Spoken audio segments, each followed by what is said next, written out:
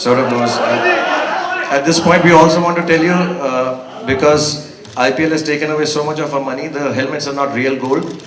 But by the end of this year, we will make sure this business also takes and give you golden helmets. Thank you, Gauri. I'll request Mr. Modi to say a few words.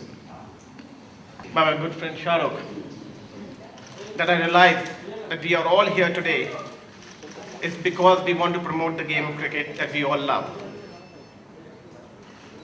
Work and perseverance.